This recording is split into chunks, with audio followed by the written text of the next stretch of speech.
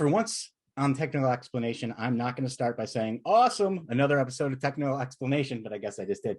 But this is going to be awesome, guys. Thank you for tuning in. Very fortunate today to have Barbara Brummet on the show today. Barbara, how are you doing today? I'm good. How are you? Oh, I'm get to do the show. It's awesome. Got wrestling practice in earlier today too. Yeah. Fun work thing. We're blessed, right? Like it says behind you. Oh my gosh, you have no idea. I'm the most richly blessed woman you'll ever meet. Okay. Well, I think we're going to talk about that a little bit as we go on here. And sure thing. Super excited that we finally were able to get this done. It seems like a common theme. I always say that we're juggling schedules, but you're busy, I'm busy, and when we can make things stars align and stuff, that's awesome. Absolutely. And then talking wrestling's even better. Oh my gosh, bonus. Yeah. So let's talk about how we got to make introductions, because today the episode that made the introduction of me to you went live. I watched it. Did you? I listened to it on the way home from work and finished it up while I was sitting here waiting. Oh. It's amazing. She's incredible, by the way. Kim's awesome. I haven't, I only know her same way I know you. But there's people you can tell, you can just tell. She's a go-getter, and I'm so excited that she introduced me to you, because we've had some great conversations, and I just want to keep them going. So, we've been having guests on from all over the place. Originally, we were starting with Ohio, but then things kind of broadened up. Where are you at right now? Where do you call home? I'm in St. Louis, Missouri. And how long you been there? I've been here all my life. Okay. So I have never gone anywhere. I've got a large family. They all live nearby. I do have one daughter in Kansas City, and 3 of my grandchildren are there, but everybody else is here. Siblings, 94-year-old dad, grandchildren, almost a great grandma any day now. So, Ooh, that's exciting. Yeah, it is. It really is. Being in St. Louis, which is where I believe the NCAA final should be every year. I believe they should be there every year, because if you want to talk about cutting down travel budgets, making it easier for everyone, put it smack dab in the middle of the country and just say it's going to be here. Have you attended many of those? I have. I haven't been for a while, but we had a little run back in the day where we were here a couple years in a row, and then we'd have a small break and come back again. Actually was able to set up one of the luxury boxes at the venue and had 19 of my closest wrestling coaches and friends that I put together, and we got a nice luxury suite and had a wonderful time. And if you ask most wrestling coaches from around the country, unless they just want to be selfish and have it in their own city, most guys love the way St. Louis does it. It's easy to get around. It's easy to get in and out, lots to do. And St. Louis just does a really good job of putting it all together. Yeah, I've never heard anything negative about that. In fact, agreed. Those are the ones that you hear the raving about the most. Yes, absolutely. I think it would have been interesting if we wouldn't have had the NCAA tournament canceled when it was supposed to be at the Vikings' new place. Even though I disagreed with the setup and everything, I just think it would have been interesting to hear how that went. But that's neither here nor there. St. Louis is a great city for wrestling. Agreed. They don't call it the gateway for no reason, right? Exactly. So, we've talked. I know that you've been a wrestling official since 1997, right? 97. Okay. Yep. How did your wrestling story start? What made you want to be a wrestling official? Because let me preface that. 1997, there weren't a lot of women who were lining up to become wrestling officials. 0. Right? Yeah. Correct. Yes. So let's quickly go back to high school. My high school, back then, 1971 through 74, about the only thing that a female could do other than play field hockey in terms of a high school athletic event, and I didn't want to be out in the cold, you could be a cheerleader. That was about it. So I went to a very large high school, 5,500 kids in my high school at the time. And so we were cheerleaders. We had 20 girls on the squad. And when we got to the winter season, we would split 10 and 10 just on certain nights if they were happening at the same time, basketball and wrestling. And I was not a basketball fan. Most of the girls were not fans of wrestling. So if I wanted to trade with somebody, I could always find someone that would take my basketball so I could do wrestling. One day we're out in the hallway practicing after school, as most cheerleaders do. And I watched this guy come out of this, I now know it's a hot box, built, yeah, you can't do them anymore, but it was legal at the time. And comes out of this thing that's made of collapsible mats. And he's got his plastics on, which were legal at the time, not now. And he's sweating profusely. And I'm not going to lie, he was a little pissed off. And I just thought, oh my God, this is the coolest thing I ever saw. What would make someone want to do this? Honestly, that's the first thing in my mind. So I'm going to the wrestling meets and really getting involved and understanding the sport. I love the fact that it's an individual sport with a team concept. Does that make sense?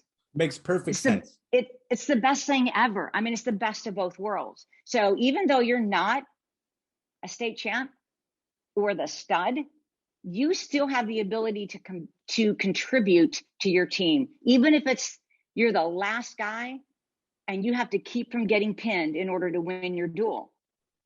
It doesn't get any better than that. I'll take it one step further. You could even be JV, right? And it's an important match where they just need to throw someone in and bump up for strategic reasons. I mean, your number could be called anytime as long as you're in that room. Absolutely. And I can speak to that. I was on 2 state championship teams. I never scored a point at state, but I'll tell you what, I was still dying proud.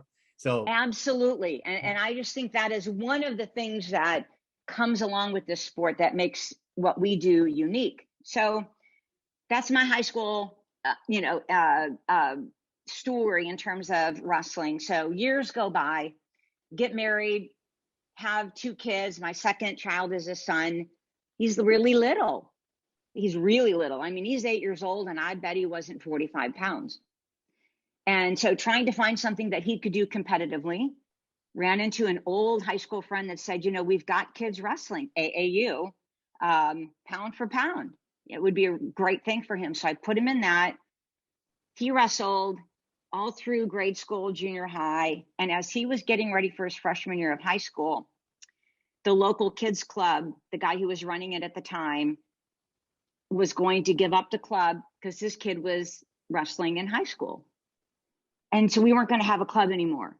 And the athletic director came to me and another dad and said, would you be willing to take this club? It had been around since the 60s. And you just couldn't hardly think that we wouldn't be around to help somebody else. And so they were there when my kid needed a place to go. So I took the team. And this gentleman and I, Jack Weimer, we coached for 5 years. We were the AAU, no, I take it back, USA small school state champs with my kids club back in the late 90s. Okay. So finished that up. My son's getting ready to graduate high school, and the local officials here who'd known me most of my life, whether we went to high school together or they watched me be a parent, then be a coach. They're like, just because your son walks away doesn't mean that you walk away. We'll help you with this, which I thought I didn't think it was anything unusual till I got into it. And I realized how unusual it was for them to take a woman sort of under their wing and mentor me. And I said to the guy initially, I said, the first time I take a mat and some coach jumps me, I'm out. Because I got to have fun at this. If I don't have any fun, I'm not doing it. So he actually worked the outside of my very first duel. I was horrible. I sucked terribly, like everyone does. But I came off the mat realizing it's not about me. It's not about what a coach says to me. It's about 2 kids. And at that time, 28 feet was the legal mat and 6 minutes. And I loved it. And I've never looked back. They took me under their wing. They mentored me, brought me along. We called each other every night after duels. This is what I had. What would you have called? And it was wonderful. It's the best thing I ever did, other than have children. Yeah, I was going to say, you better throw that in there. It is. I want to circle back though, because I want to keep going on this, but I want to circle back.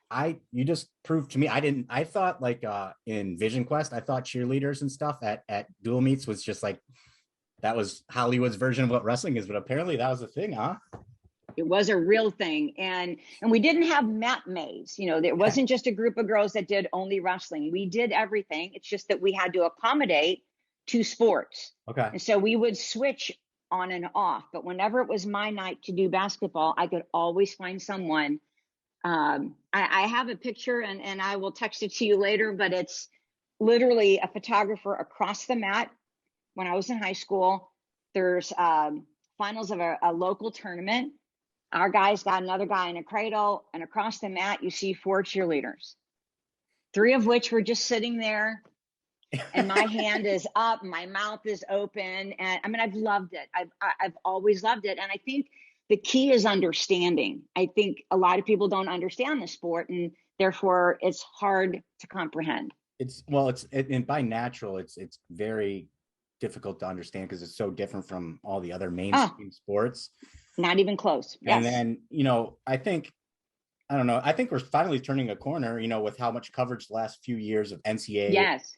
And the Olympics, and even our girls got good coverage. Now you can't do anything about the time of day because when you're on the other side of the world, that's just what it is. But we've come a long way. But the other thing too is, on the freestyle level, we change the rules every 3 years too. So even as a fan that loves it and watches it every year, even as an official, you have changes every year and points of emphasis. Exactly.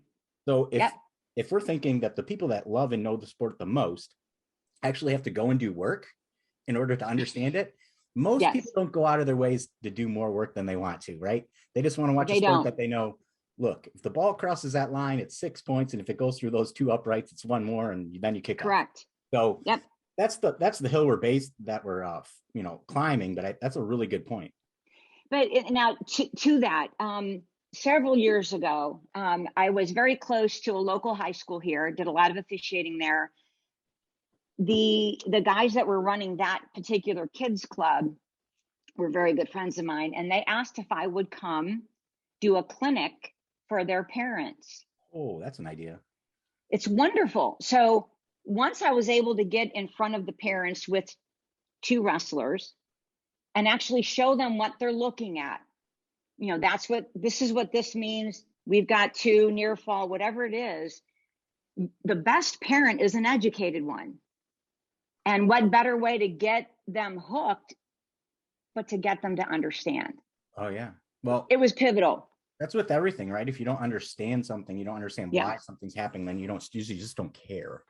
It's just taken a little bit of time, to sit and talk about mechanics and points. And this is why you got 2 to take him down and you only get 1 when he lets them up. They don't understand any of that. And with a little bit of explanation, it made a big difference, I think.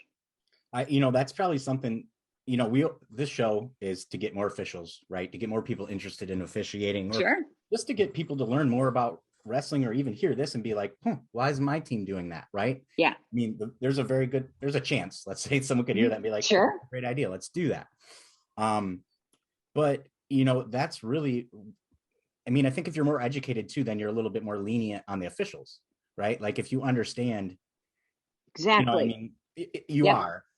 And if you don't know, it's much easier to be like, oh, that's stalling, if you don't know what stalling is, right? Exactly. Well, don't use stalling as a guideline here. No one sees it the same. As soon as I said that, I was like, that it's okay. It will always be the most disputed call. Yeah. Well, let's circle back to you becoming an official in 1997. This, to me, from our discussions, this is the part of the story.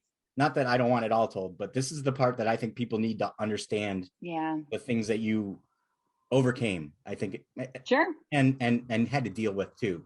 And how far we've come, and probably still how far we need to come. Just in the last couple of years, I think we've done a couple of things, such as weighing in the full competition that has. Oh my goodness, it's much awesome easier for female competitors, but also the male officials right now don't feel as awkward when they're doing skin checks, right? And it helps very much so with logistics. But let's hear your story from 1997 and just some of the first things after that first duel that you experienced and just how, just how it went. It's interesting because I don't look back and think that I encountered a lot, to be honest. I had this wonderful nucleus of guys in my local chapter that looked out for me. The local assigner just was really wonderful in knowing when it was time to send you to a varsity match, and not just a varsity match. When is it time to do the really hot duel?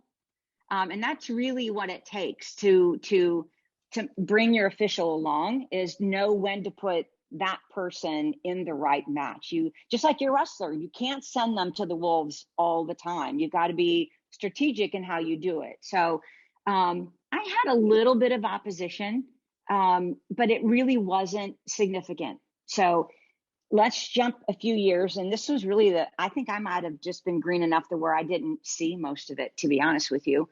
Doing my first state tournament, maybe 2002-ish, something like that. Yeah. And the local director of our state association, athletic association, came to me and he said, look, I know this is a really big deal and you don't have to talk to anyone, but the local paper here in Columbia would really like to interview you. If you would consider it, that would be lovely. So I'm like, sure, no problem.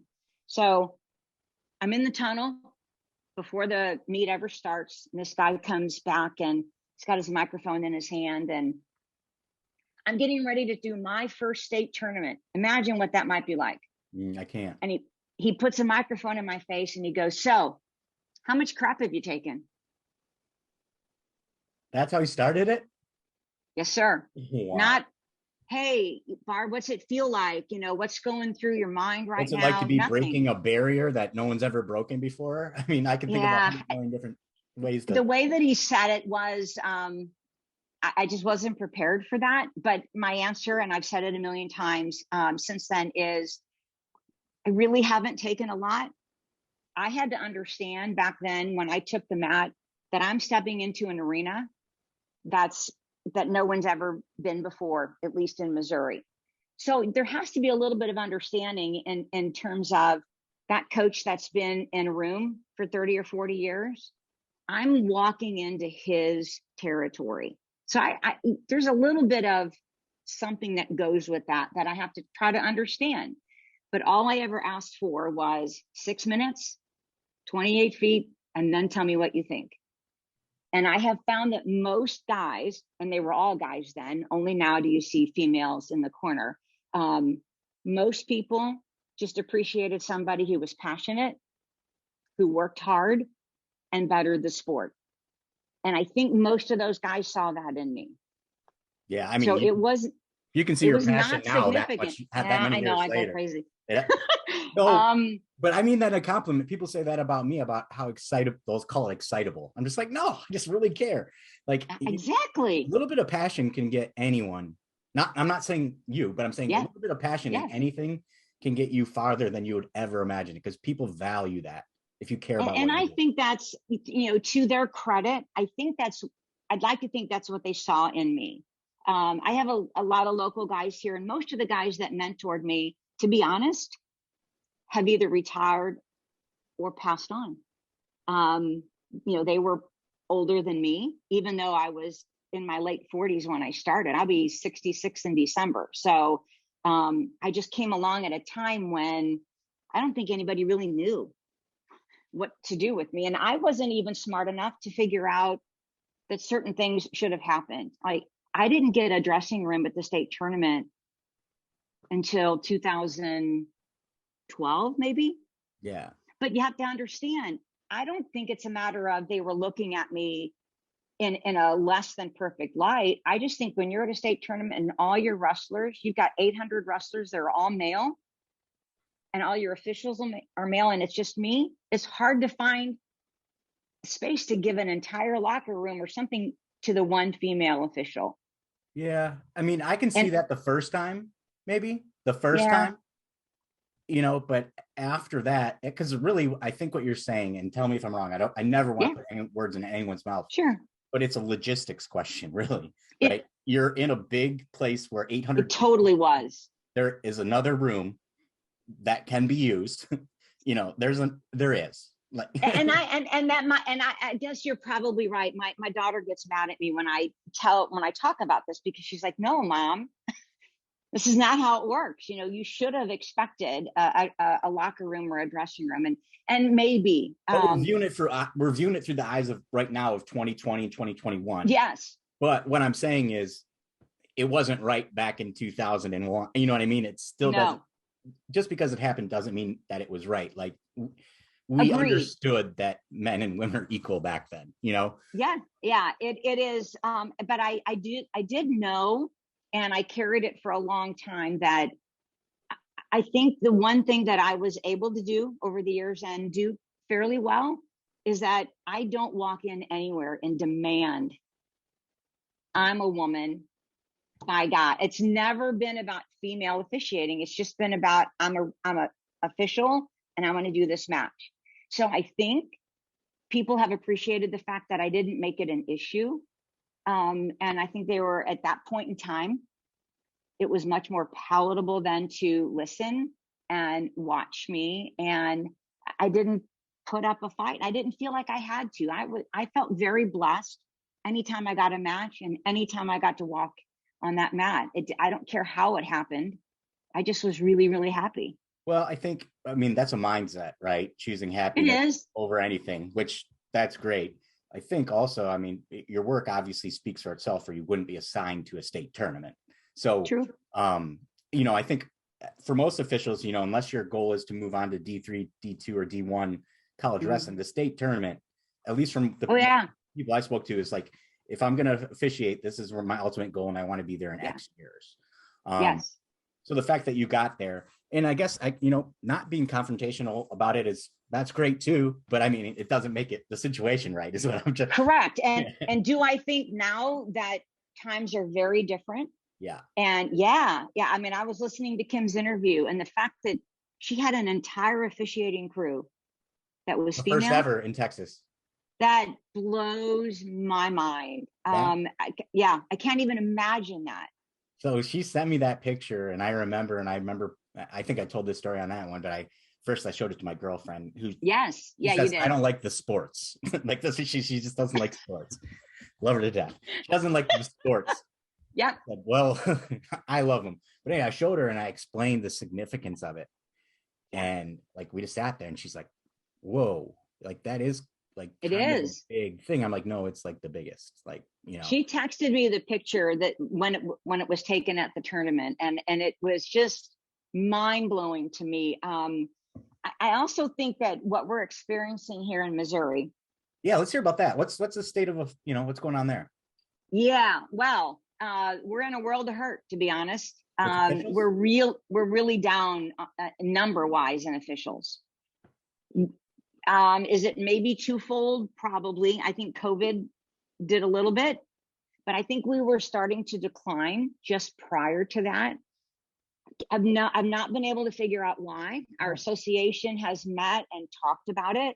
I do know that there's a bit of a gap between coaches that are a little tough on new officials, and new officials are like, this is not fun. I'm not going to be here. I don't want to be here.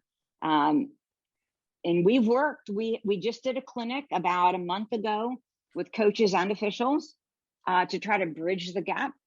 This is what we're calling, this is why we're calling it. Do you have any questions? We were actually on a mat working. And so we're trying to mend it a little bit, but I think there's 2 or 3 reasons all total for why the numbers are down. It's disappointing.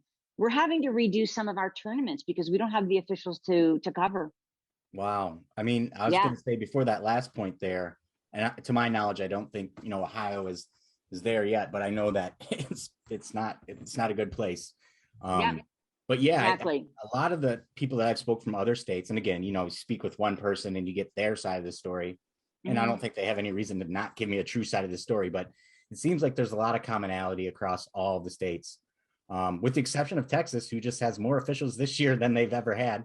So that's crazy. Shout out to Rex there for yeah, absolutely.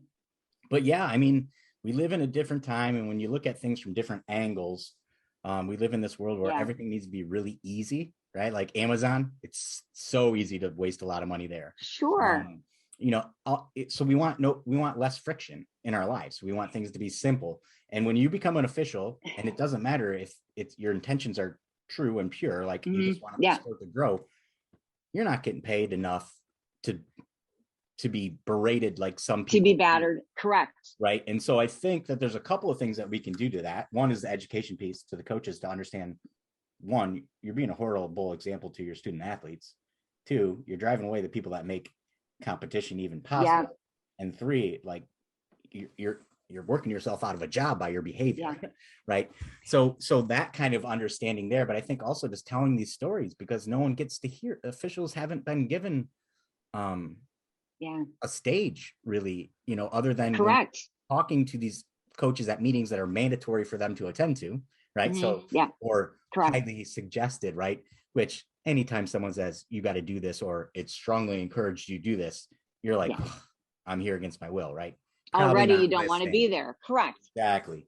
So I think the times have changed, but that's not an excuse. We've got to figure this out, or else, you know, not just wrestling. I mean, football officials in Ohio are down, from my understanding, everywhere too, because it's the same stuff. Well, the sad reality moving forward is we're finally putting numbers up in terms of athletes in the sport of wrestling. Women's wrestling has, I think a local athletic director doesn't care how or why their seats get filled, but I can tell you it's women. You know, it's women's wrestling. They're filling the gyms in record numbers. So those numbers are going up. Our wrestlers, our numbers are going up. So I'd like to think the other is going up, the officials and the numbers that are willing to come out and do that. And it's not meeting. And what I don't want is to have so many wrestlers in so many matches that we can't cover them. Yeah. And it's something I never anticipated. I actually think the solution lies in between those two things, right? Like the girls' numbers going all the way up, you know, going up through the roof. And it's crazy. More women, obviously, in the seats, and things like that. But for so long, you know, there's only a few type of people that will become a wrestling official, right? You're a former wrestler, you know, you're a former coach, or you're a parent, which was your path, right? Correct. And so now I think the message really we need to be talking to these young ladies that are going to be ending their high school careers, or even their college careers, and not pursuing an RTC or, you know, world or Olympic. And these moms that now get to see their daughters compete in a sport that maybe they find one that they fit in, you know, for any reason, you know. But I agree. One where they finally were like, this is the thing that I can do. You know, I don't know. I'm not a mom, never, you know, not even a woman, but I think you're dead on. I mean, so I really believe the growth potential, at least to keep up with the growth of the women's, because the guys is kind of staying steady. Officials are going down. Yes. But I think we have an opportunity to actually give women a really great opportunity to not only officiate women's, but to be at the forefront of officiating all wrestling. Because if dudes don't want to step up, then you know what I mean? Exactly. And I've talked to some local coaches over the last couple of years. I actually retired in 2014 from officiating just for some personal reasons.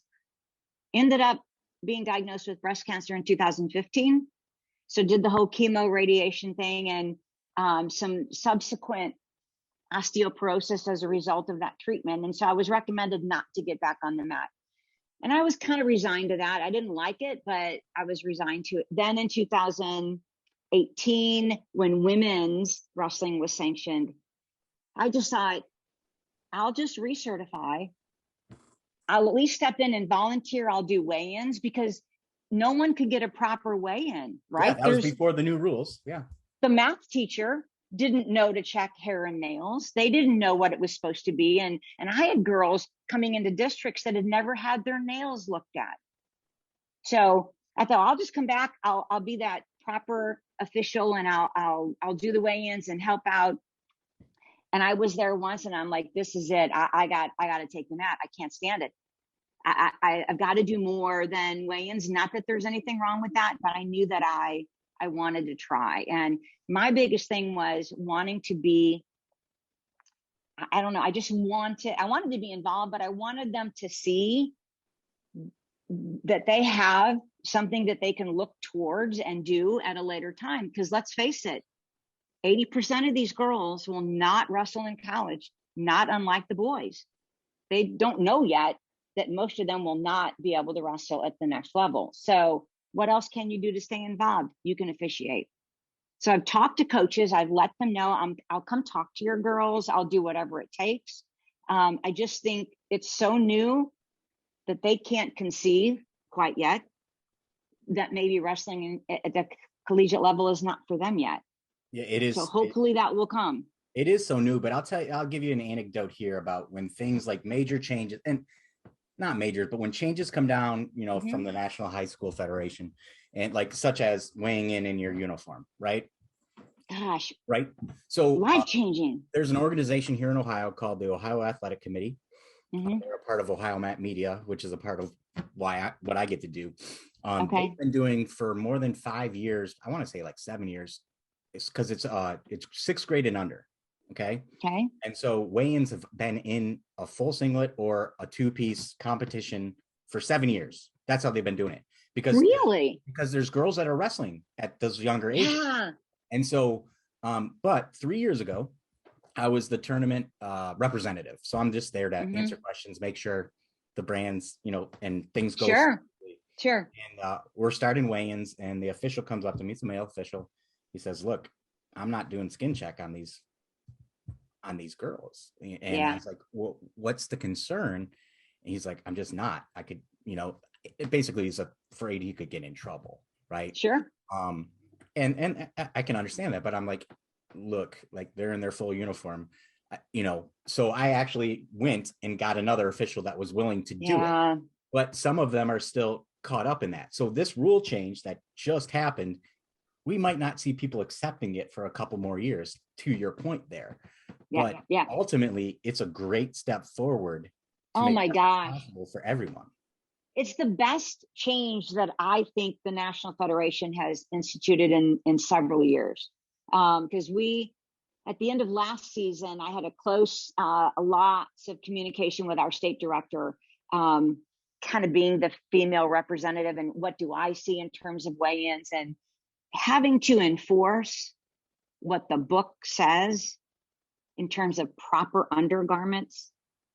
I mean, I'm like the only person in the state that can actually talk to a girl and tell her, you can't wear that. Coaches don't want to do that. Other officials, could you imagine? Don't want... I mean, I can imagine. No, not at all. An official saying to a young girl and saying, yes, that's not proper. Yeah. Or you have a thong on. Yeah. And then all of a sudden she's like, well, why are you looking? I get it. I mean, it's not an easy thing. So this makes it, you're right out. We do it mat side. We put the scales right out there by the table, and we get them done in short order. It's so nice. And most of the time, if I'm there, I actually do the skin checks, and I'll let the guys, one guy puts them on a scale, one writes it down, and then they move on. They still really don't want any part of skin checks unless they have to, but it's okay. We'll get through it. Yeah.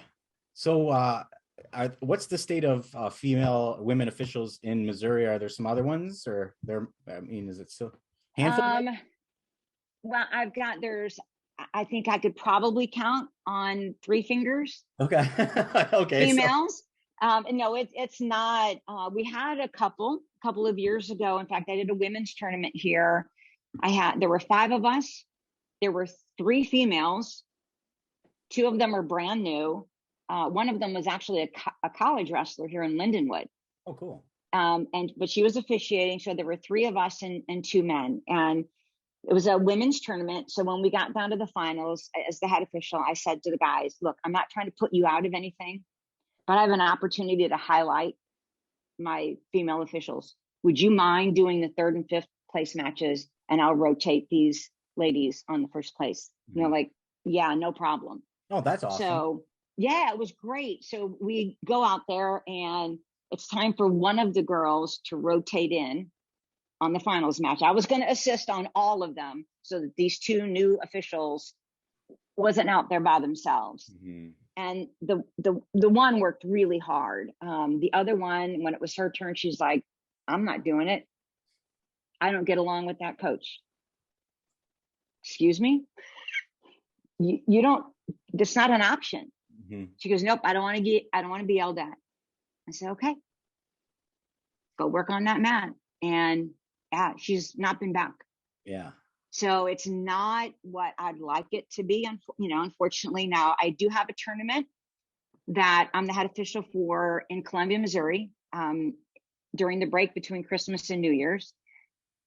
It's called the Wonder Woman, all female. We had 510 high school girls 2 years ago. Yeah, it's huge. We had 10 officials. 9 of the 10 are state officials. They're all guys except for me. But I mean, it's the best crew these girls have ever seen. Yeah. So I was really proud to be able to put quality state officials on these matches. And so that was 2 years ago. Obviously, last year, COVID threw a wrench into everything. So here we are back this year.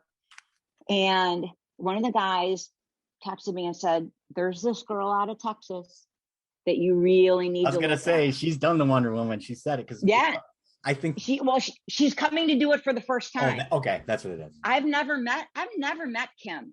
And so that says a lot about you, because she was like, you've got to talk to this woman. You have to talk to her. Yeah, she was so nice. We've spoken many times on the telephone, but this person that recommended her had just worked with her at another tournament.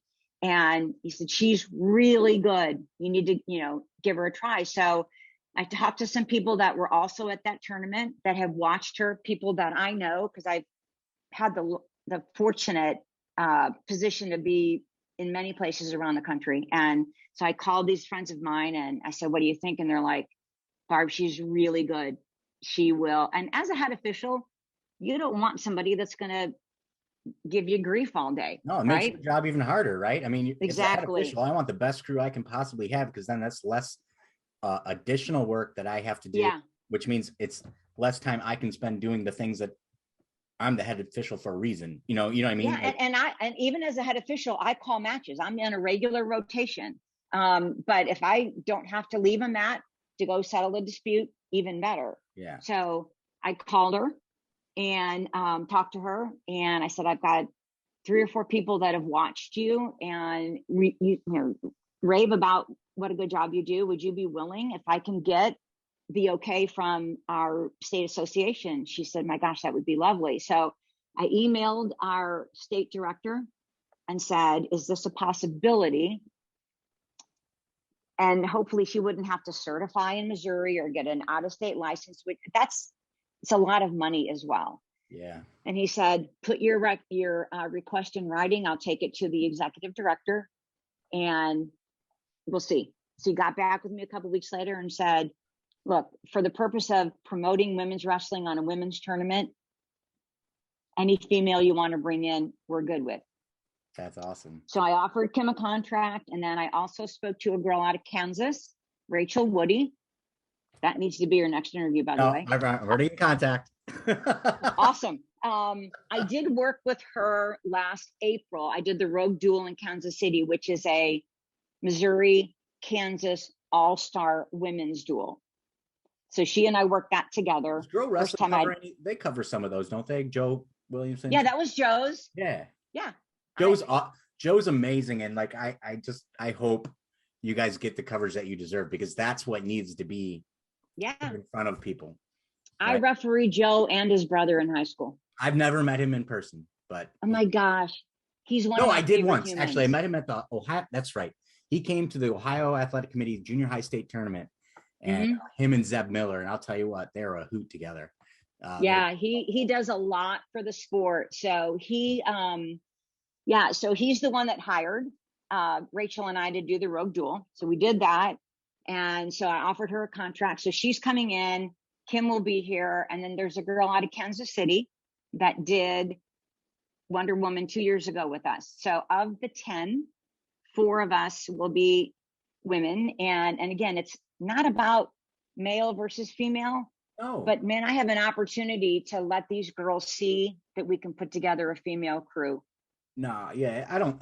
Hopefully, anyone listening understands that it's far beyond that. It's not. Agree. It's Yeah. about growing the sport is what we're trying to do. Yes. And to grow the sport, you have to have people in positions of leadership That look like you. Yes, so the people Yes. that are not there yet can see that and be like, I could do that. Absolutely. I'm gonna stop because I know someone's gonna be like, you said that in the last 4 interviews, but it's so true. It is true. It's like I just want to bang that drum till it's broken. Yeah. So your highlights are just amazing here, but I want to hear some of your favorite like your highlights of the tournaments that you've officiated and the things that you've accomplished. What are some of your favorite tournaments or events or matches that you can recall that you got to be a part of? Okay. My favorite overall tournament ever, other than the state tournament, because that's a real privilege to do. I officiated the Beast of the East for many years. Really? Gosh, yeah. Really good one. It's, yeah. Arguably, I would call it the best in the country. But I think others might have different. People in Ohio might say Iron Man, but the Beast of the East, Iron Man, Cheesehead. I agree. That would be one. So I went up there. I did that. Yes, exactly. That's another big one. So I did that for a long time, and I was fortunate enough my first year up there to get a final, which is very rare. Yeah, to get it. Yeah, it was very cool. And one of the matches that I had up there, and I can't remember what year it was. I actually just recalled it on YouTube the other day. It was a semifinal, and it was Patrick Bond, who was an undefeated 2-time state champion, Jersey maybe, for Great Bridge High School. Okay. That's up east somewhere. And so he's undefeated 2-time.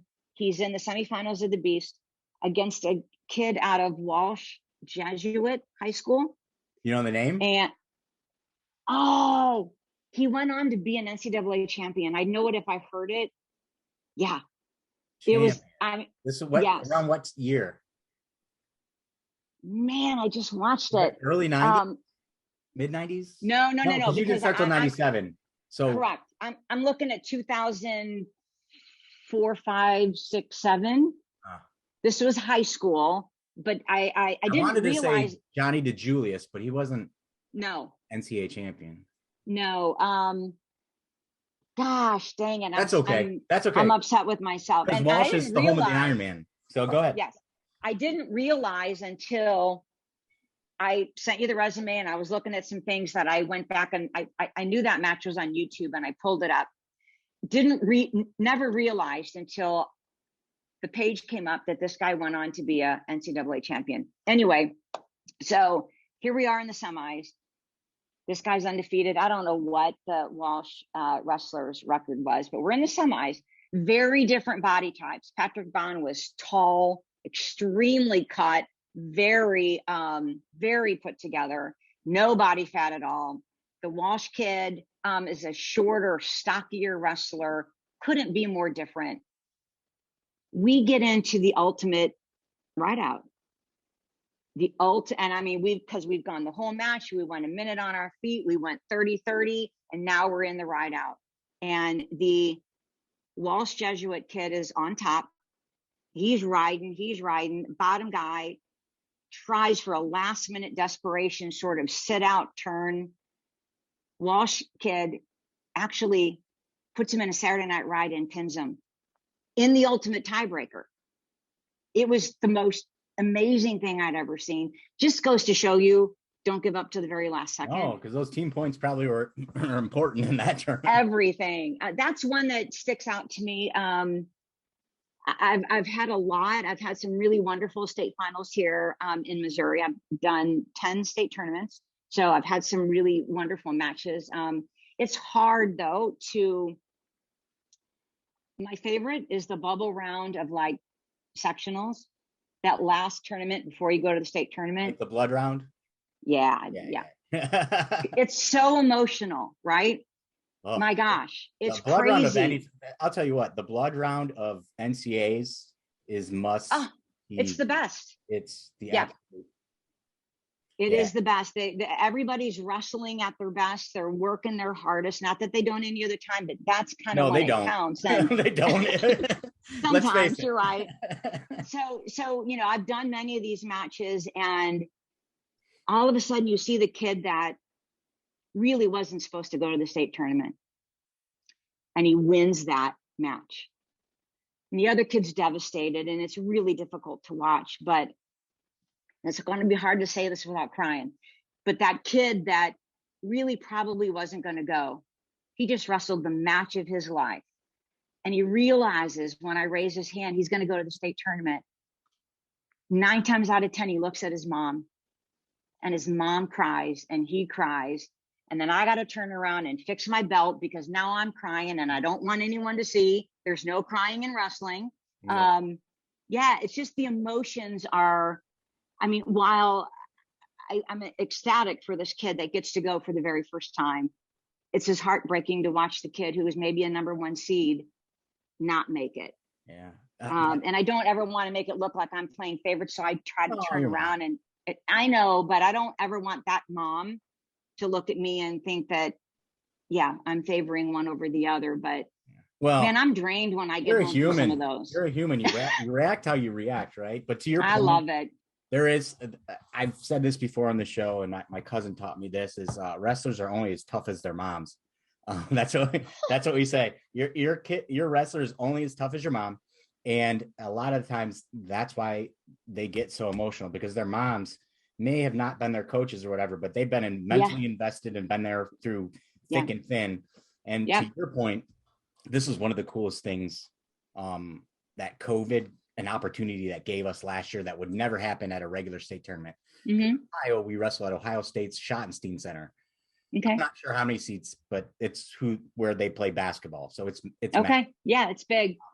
But last year for COVID, we have 3 divisions in Ohio. So each division was at a different high school.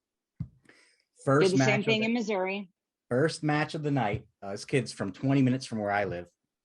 Knew his dad from when I wrestled. His dad is a little bit older than me. Great kid, great family. He's a world beater. He's tough, but he was in a tough match against a kid I think that beat him earlier in the year by like 1. And he won in overtime, and he got his hand raised. His dad's his coach. So he goes over, hugs his dad. Wow. Then beeline straight up to the top of the bleachers to hug his mom. To his mom. Exactly. And that was not the coolest, but that was like, that's what it's about, Yeah, it's different. And I can't say better or worse, but there is something about the mom who prepared the low calorie meals, who prepared the high carb sacrifice foods. She's got to cook a regular meal for everyone else and cook another meal for the kid. It's on all levels, right? The coach's wife, your husband's gone from, or your wife's gone, and vice versa. The spouse. Those are some unsung heroes, man. Coaches' wives. My mom did it for 25 years. They don't see their husbands for months. Yeah. My mom did it for like 25 years. So I put in, I'm Catholic, so I put in like a request for sainthood for her. So she watches. There you go. She was going there anyway, but okay. Yeah, she was. She had to put up with me. So the season's about to start. I don't know about you. My junior high season starts on Saturday. Our first tournament. What are you most excited about this year? Well, I've had 1 tournament already. Okay. And then I did, and that was a girls' tournament. And then I did some challenge matches at a local high school. Is that what I think we call them wrestle-offs? Is that to get like this challenge? Okay. Correct. Yeah, but they run it much like a duel. I mean, the stands have all the parents in it. They put oh my. Oh yes. It's like college then. That's like college. Hang on a second. I'm sorry. They run it just like a high school duel. That's stressful than a normal. I mean, that's exactly. And so that was a lot of fun. Enjoyed that a lot. I happen to see this team a lot through the season, and it's nice to walk in a gym and know who's working your tables and that it's set up very first class. So that was a lot of fun. I've got 2 tournaments this weekend, one Friday night and one Saturday. So really looking forward to the Wonder Woman. I mean, that's going to be a new and exciting thing to have other women. When is that? Quality. December 29th and 30th. All right. I'm putting it on. I'm putting it on the internet now, so it has to happen. Oh, it does. I can get you the flyer as well. So no, what I want to do is I want to talk with you and Kim after that. Like I want to talk. Oh my gosh, yeah, we would love to. Yeah, would love to. And then maybe go ahead. I'm hoping that not like last year because of COVID. We normally have everybody wrestle in one facility down at University of Missouri in Columbia, but this past season, in order to accommodate COVID numbers, we had one facility, but we had a class on each day. Oh, okay. So girls wrestling was on Tuesday, and then boys class 1, 2, 3, and 4, Wednesday, Thursday, Friday, Saturday. So it was the whole tournament in one day. Yeah. How many kids? What's the bracket? Is it 32, 16? 16. Okay. 16-man bracket. Okay. So we were able to do it. It wasn't killer by any means, but it was interesting because it's always nice to see the other classes, everybody wrestling on a different mat. So it was very honed in, sort of very intimate. And the girls, honestly, they liked it. And most of the guys really liked it because they kind of felt like they were being highlighted versus being in an auditorium with 12,000 people and you're on this one little mat down here in the corner. So there were some upsides to it for sure, but we are back together in one facility this year. So that'll be kind of nice just to be back and see everybody. Wonder Woman is probably the highlight of my season. I'm really, really looking forward to that. The guy that runs it does an excellent job. And we're looking at, I think, 80 teams total. Oh, wow. 80 is what he's got. Yeah. Now, some of them, are they full? No. Oh, but we've got 80 high schools represented in this thing from all over the country. And it's a 16-woman bracket? I don't know. I just blow the whistle. I don't know. And I blow till the last match is done. I really don't know how he runs it. That's a lot. That's a lot of ladies. That's a big tournament. That's awesome. It's a huge tournament. We have a lady that's on the mic, Dorothy Mayhab, who is actually a co-announcer at the D2s and D3s with Sandy Stevens. So she's on the mic. Our head photographer is a female. And then 4 out of my 10 officials will be women. So really looking for, and Joe's going to be there. I think Grow Wrestling's going to come by and film some stuff and do some interviews. So really looking forward to that. I'm just happy to be back in a gym. Something kind of close to normal pre-COVID stuff. Yeah. I mean, that's fingers crossed, right? Like, let's get back, and so far so good. I'm not even going to mention all the other stuff. So that's okay.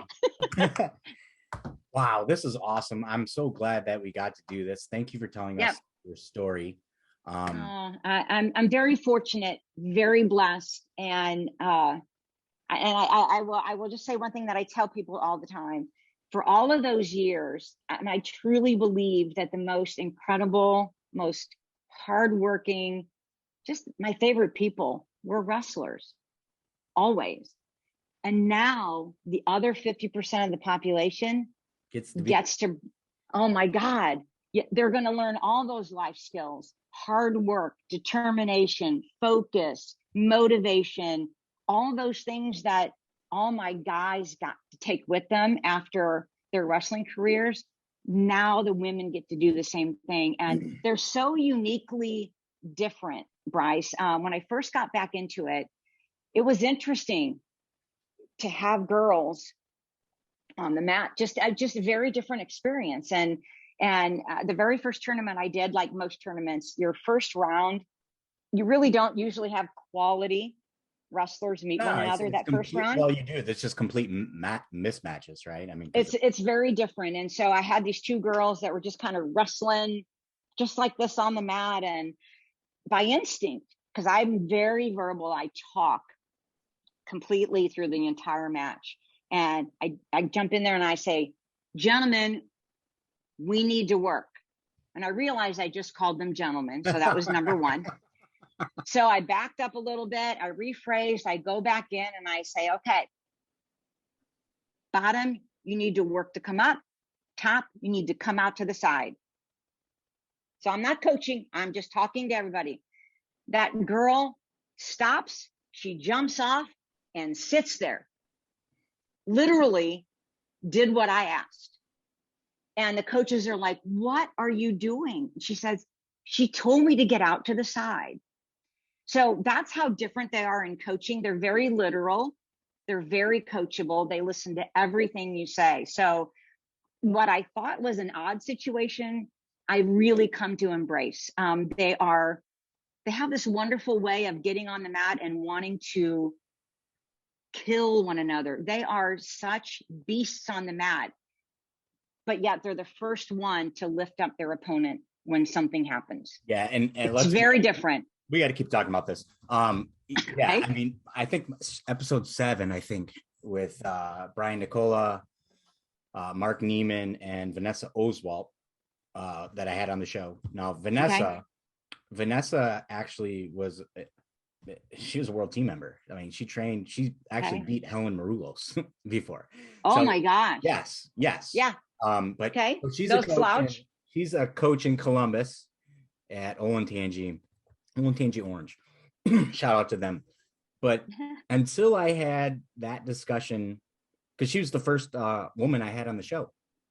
And, prior to that, I've watched women's wrestling. I've had some moments where I've seen some things happen that are just like so thankful I got to witness that. But I've never had a conversation with an adult about the things that they have to face that are different, and how young women are different from young men, or boys are different. We are. It's just the way it is. I mean, obviously, men are from Mars, women are from Venus. I read a book once. Everyone knows that. You said it, not me. No, I've never read that book. But anyhow, it wasn't until I heard her say a few things that really it made me think differently. And to that effect, now in Ohio, I'm going to put this out there to hold myself accountable. We're working on putting together a woman's track for officiating. So it will be taught. Wow. There will be men involved. Wow. But in the points where we believe women and men, or girls and boys, are different, such as mechanics. Like if you're out there for your first time officiating a match, and then you come off the mat and then someone's giving you feedback, I believe it would be much better to get some of that. If you're smart, first it's going to be, here's what you did good. I would do this better. And by the way, exactly. And then you wind up with positive. But if that's coming from a man, I believe if all of that's coming from a female or a woman, and they're both the same, I realize that. But I believe it is different. It will be different because how they communicate, because they have shared and lived experiences of, hey, I didn't appreciate it this one time that someone spoke to me this way, and this is how I would have communicated it. So we're hard set on doing that, and we're hopeful, because to my knowledge, there's only 2 female officials in Ohio. We got one of them trained to be a trainer. Okay.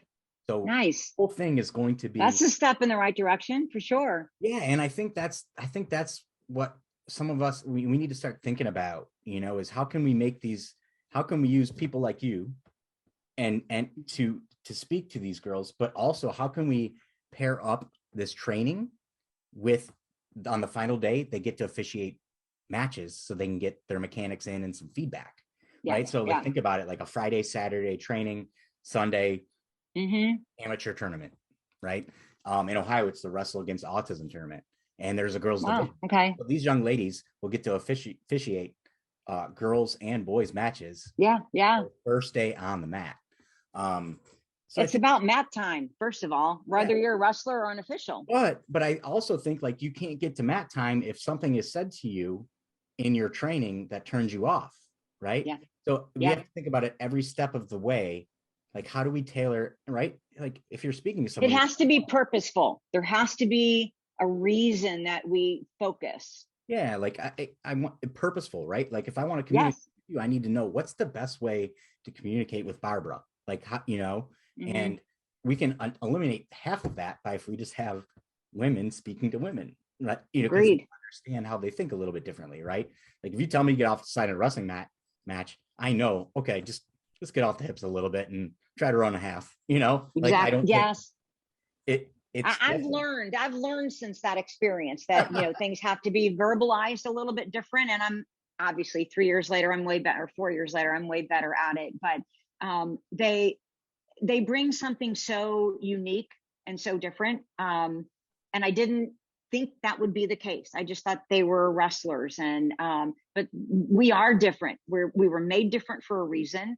And therefore, everything about it is a little bit different, just in your approach or your verbalization.